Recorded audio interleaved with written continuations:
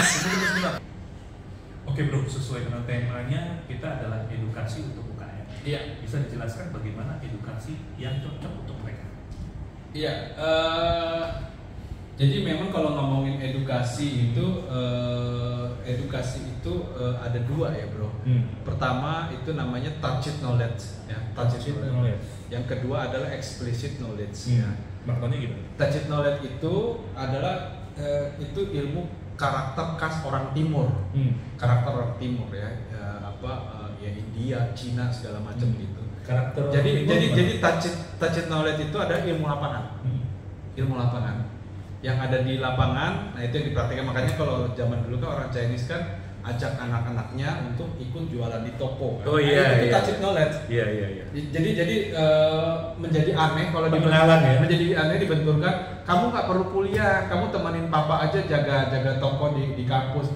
Sementara di kampus juga kan ada program inkubasi, program praktek bisnis. Jadi sebenarnya zaman sekarang itu udah nggak relevan lagi mendikotomi. Zaman sekarang semua udah tersintesis tersana. Nah kembali ke tacit knowledge. Tacit knowledge itu ada ilmu lapangan. Sedangkan yang kedua ada explicit knowledge. Explicit knowledge itu ilmunya orang barat. Itu yang disebut dengan ilmu formal. Orang barat itu explicit knowledge-nya kuat, makanya peradaban mereka lebih cepat majunya. Iya. Karena semua ilmu dibawa ke institusi, katakan namanya sekolah atau kampus. Nah jadi ilmu-ilmu itu semua dicatat, diformulasi sehingga akhirnya semua orang bisa belajar hal yang sama. Nah itu explicit knowledge kayak gitu. Kalau tacit knowledge, Bro Kelvin hanya mampu cenderung mengajarkan ilmunya Bro Kelvin ke anaknya. Tapi ke orang lain belum tentu.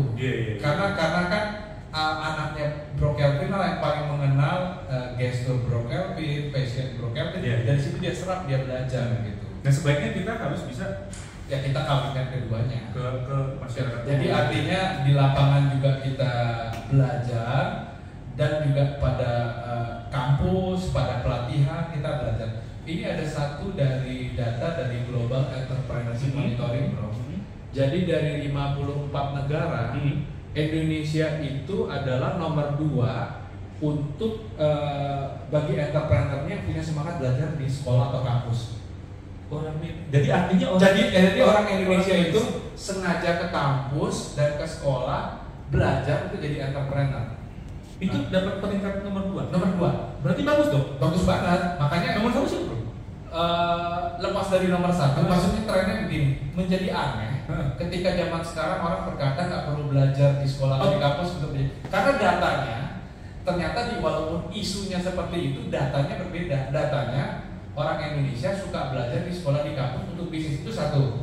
Tapi yang kedua, orang Indonesia juga peringkat 3 untuk learning post-stage school.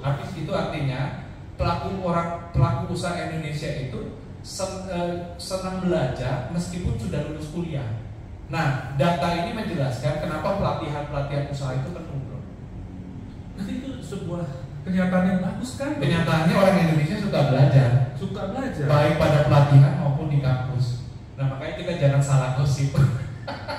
Itu semestinya kalau mereka sudah berwirausaha, ditambah lagi belajar, ya tambah lagi belajar, mestinya bagus dong bro. Angka apa namanya? Entrepreneurship juga harusnya tinggi kan? Sekarang berapa bro? Angka entrepreneurship di Indonesia? Angka entrepreneurship kita memang 3,1%. 3,1. Dia yang layak disebut sebagai entrepreneur. Dari zaman dulu 3,1. Ya. 5% aja nggak ada gitu. Nah, jadi pertumbuhan untuk angka entrepreneurship lambat sekali. Lambat. Tetapi kan angka usaha yang sehat kita itu kan sekitar 65 juta bro.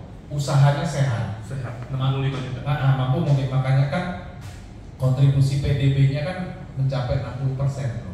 65%-nya itu sehat bro ya? Iya, pelaku usaha kita ada 65 juta. 65 juta. Relatif sehat. Oke. 65 juta itu yang sehat ya? Sehat.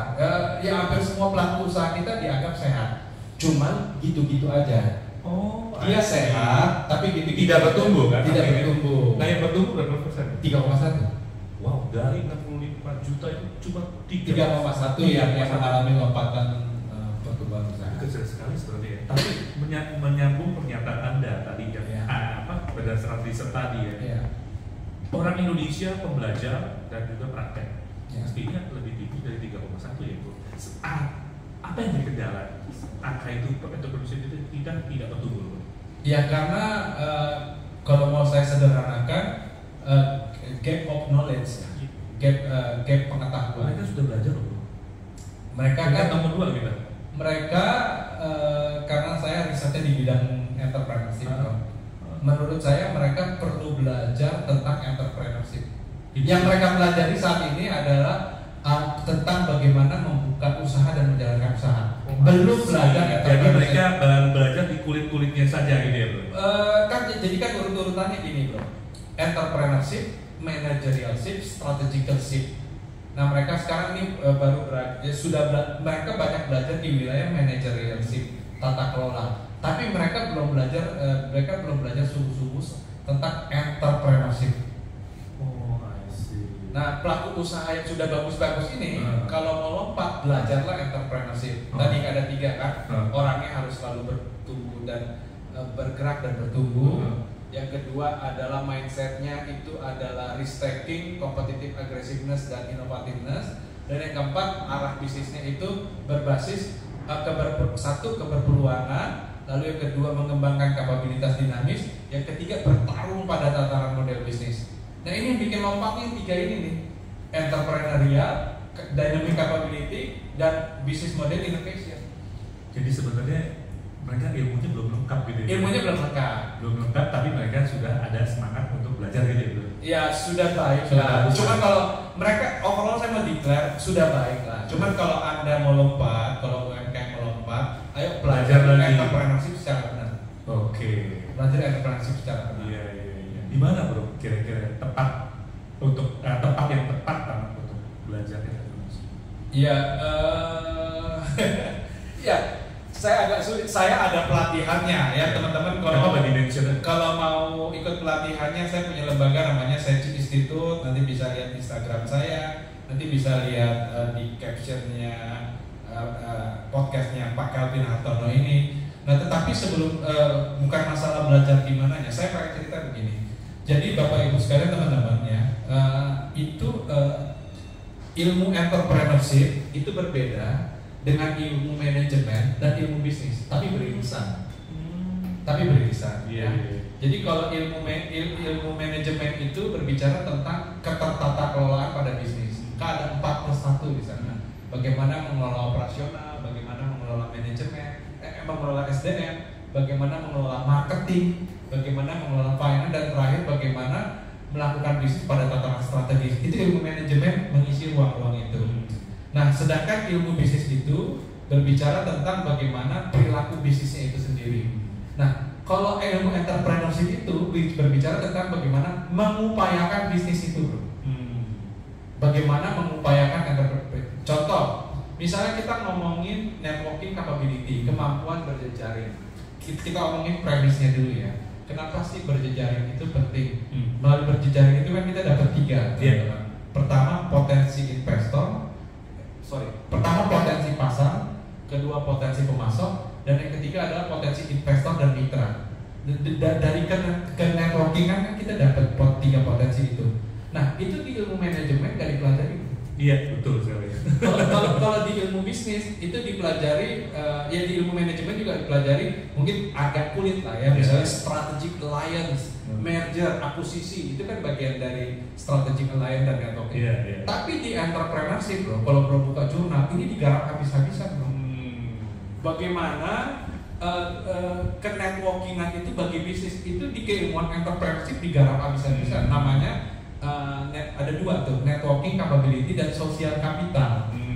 Social capital itu karena saya menanam benih hubungan baik dengan bro, ada potensi ke depan kita akan mengalami keberuntungan bersama-sama. Ya contohnya lah, kayak saya diundang di podcast hari ini, kan karena bukan bro mengenal saya 3 hari kan. Betul. Bro udah kenal saya 4-5 tahun yang lalu, dan saya selalu baik sama bro. Itu social capital. Iya, karena kita juga berhubungan di sosial media, di Facebook ya. Karena memang benar-benar kita jarang banget ketemu ya, 2-3 kali. Dan itu ada nama ilmunya, yaitu sosial kapital tadi.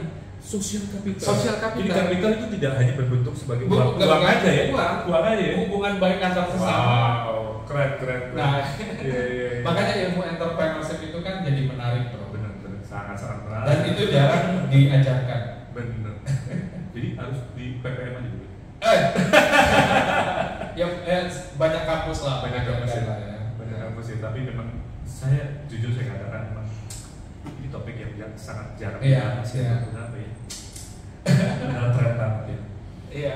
Lu ada lagi bro yang mau disampaikan? Iya, terakhir saya pengen sampaikan memang ilmu entrepreneurship itu ilmu kehidupan, bro. Betul. Sekali lagi yang tidak digarap oleh ilmu manajemen, yang tidak digarap oleh ilmu bisnis, itulah yang banyak digarap oleh ilmu entrepreneurship. Makanya berbicara ilmu entrepreneurship itu ilmu yang khas. Nah, ini yang menjadi passion saya untuk menyuarakan, untuk mengajak, untuk membersamai. Yuk teman-teman pelajari entrepreneurship.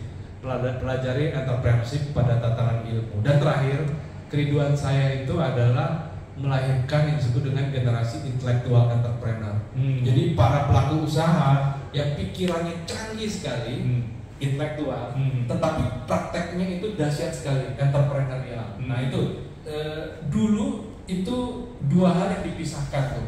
Kalau orang pintar dianggap nggak bisa kerja.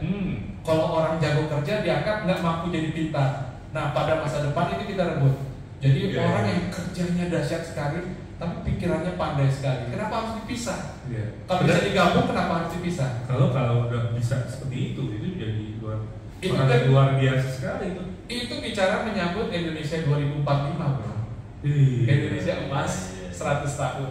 Yes. Bro, apakah ada sebuah gagasan yang memang kita bisa garap dengan tadi topik kita tadi yang tentang entrepreneurship ya bro? Ya, ini yang menjadi ikhtiar dan kolaborasi kita ke depan untuk mendorong generasi UMKM entrepreneurial dan learner, bro.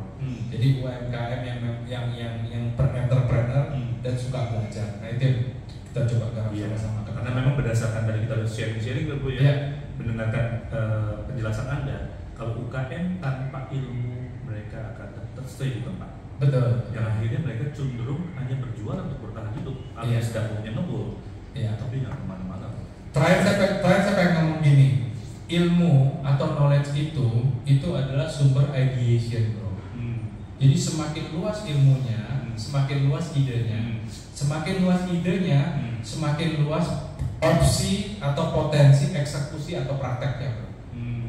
Gimana kita mau ngomong praktek yang luas dan lebar, idenya aja tidak ada. Kalau dia nggak punya ilmu, balik lagi. Dan bagaimana idenya ada kalau ilmunya tidak ada? Betul sekali. Urut-urutannya begitu. Wow. Dan berkaitan itu mungkin kita juga bisa sampaikan ya bro, kita punya ide-ide dan kedepannya rencana entrepreneur kita, bahwa selesai kita berbincang-bincang, tadi gagasan saya memang kita mau bikin ini ya bro ya, sesuatu yang seru karena memang saya gergetan terus terang kita bisa, saya dan Bro Pinpin itu bisa klik. Menurut Anda kenapa? Karena kita punya gairah yang sama ya, passion yang sama ya, untuk memberdayakan orang, memberdayakan sesama satu, yang kedua adalah mempraktekkan ilmu. Dan ketiga adalah kita gergetan melihat UKM tidak bisa bertumbuh, betul nggak bro? Ya itu kita menjadi doa kita agar bisa bertumbuh bareng-bareng dengan teman-teman UMKM. Iya, jadi saya memang lagi menggarap sesuatu project yang dengan Bro Pinpin, yaitu sekolah atau kayak training, nggak apa-apa kita bahas. Iya. Bro sekalian bro, kita brainstorming juga bro, supaya teman-teman juga bisa mendoakan lah. Ya mohon doanya teman-teman ya, kita ada kerinduan mengembangkan. Ini masih dipertimbangkan nih, apakah sekolah UMKM atau sekolah bisnis kuliner ya. Karena pelaku kuliner di Indonesia itu ada 8 jutaan, 8 jutaan, dan kuliner merupakan preferensi utama bagi masyarakat Indonesia untuk melakukan entrepreneurship-nya. Itu dicatat oleh Global Entrepreneurship Monitoring 2019. Iya. Dan semoga apa yang kita rencanakan antara Bro Pipin dan saya bisa berlangsung dengan lancar ya. Bahwa memang mungkin lebih condong ke kursus atau ke sekolah nanti Bro? Ya, kita matangkan.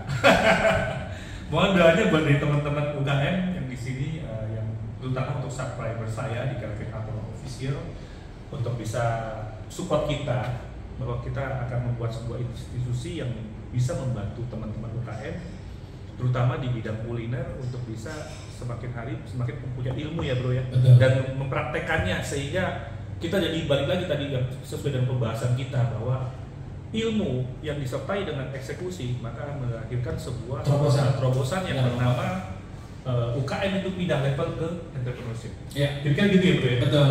Ya, terima kasih Bro Pipin untuk sharingnya, dan semoga sharing kami berdua bisa bermanfaat buat teman-teman subscriber saya. Dan jika ada komen atau ada komentar, bisa ditulis di kolom komentar, sehingga kami juga bisa mendapatkan masukan dari teman-teman semua.